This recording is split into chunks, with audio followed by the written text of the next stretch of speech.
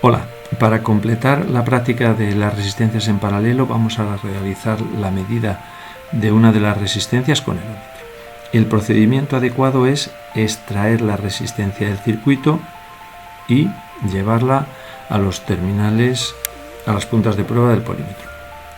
Da igual qué terminal de la resistencia llevemos a qué punta de prueba, porque las resistencias no son componentes polarizados. Bueno, pues llevamos de nuevo al punto en cuestión. Si tenemos que medir la resistencia global del circuito, pues tendríamos que hacerlo in situ, pero lo que tenemos que hacer es abrir el circuito para que no haya ningún peligro. Lo más adecuado es abrirlo por los dos extremos y ahora ya proceder a la medición de esta manera. Ahora lo que estamos haciendo es midiendo la resistencia global, la resistencia total de estas tres resistencias en paralelo. Si le damos a simular, pues nos da 1,43 ohms. Lo que no puedo hacer tampoco es sujetar los componentes con la mano, porque entonces estaría midiendo el paralelo de las resistencias objeto de medida con mi propio cuerpo. Y si son resistencias elevadas, pues el valor va a ser muy erróneo. De hecho, si por ejemplo las resistencias en cuestión tuviesen la misma resistencia que mi cuerpo, el resultado sería la mitad exactamente, la mitad de la resistencia, porque estaríamos en paralelo. Bueno, pues este es el procedimiento de medida. En caso de necesidad, sí sería posible practicar una medida como esta. A ver, tenemos el circuito alimentado. Lo más adecuado sería cortar la alimentación, pero si no queremos desoldar la resistencia por los dos extremos, podríamos desoldarla por algún extremo, cortar la alimentación, que eso sí cuesta muy poco hacerlo, llevar este punto hasta ahí y el otro al extremo que hemos liberado, y eso sí, sin sujetar con las manos. Daremos al simulador y nos da la resistencia, únicamente el valor de esa resistencia.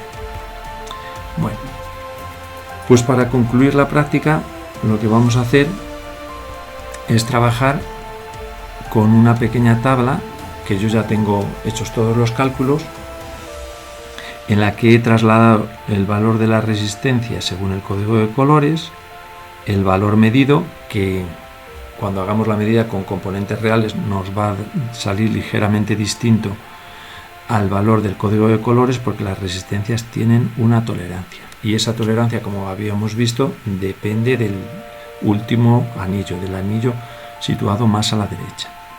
También tendríamos que medir, como hemos hecho, la resistencia total. A mí en este ejemplo me ha salido 141 ohmios. El valor calculado de la resistencia lo obtenemos con esta fórmula. Puesto que están en paralelo, tenemos que emplear esta fórmula.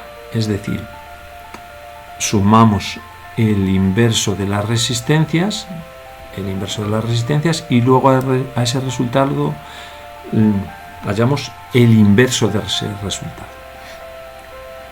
Bueno, pues el valor obtenido ha sido 139,5. Siempre nos tiene que dar un valor más pequeño que incluso el más pequeño de las resistencias individuales, porque están en paralelo. Es así, más pequeño que incluso el más pequeño. Después calcularíamos la potencia. Ya lo hicimos en el anterior vídeo, pero podemos ver de nuevo cómo se haría ese cálculo. La fórmula de potencia es U por I, o también U al cuadrado partido por R. Podemos emplear cualquiera de las dos. Si queremos emplear la primera, antes tenemos que conocer la corriente, que podemos emplear para ello la ley de Ohm.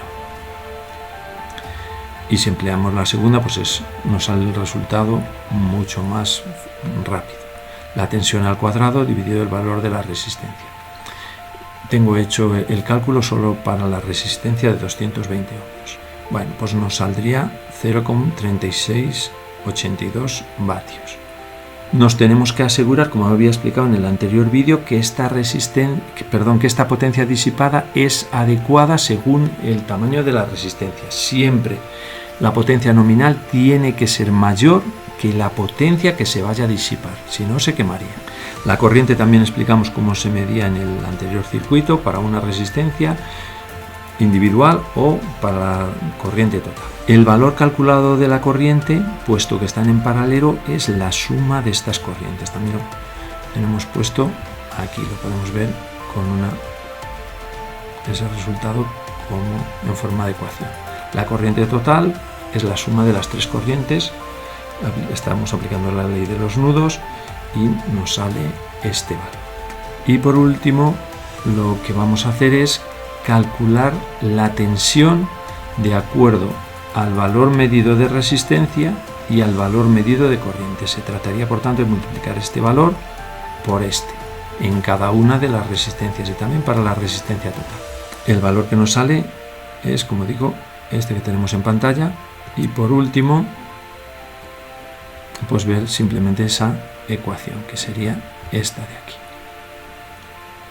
Y de esta manera, intensidad por resistencia, nos sale la tensión. He utilizado como ejemplo la resistencia de 213 ohmios. Pues eso es todo. Muchas gracias.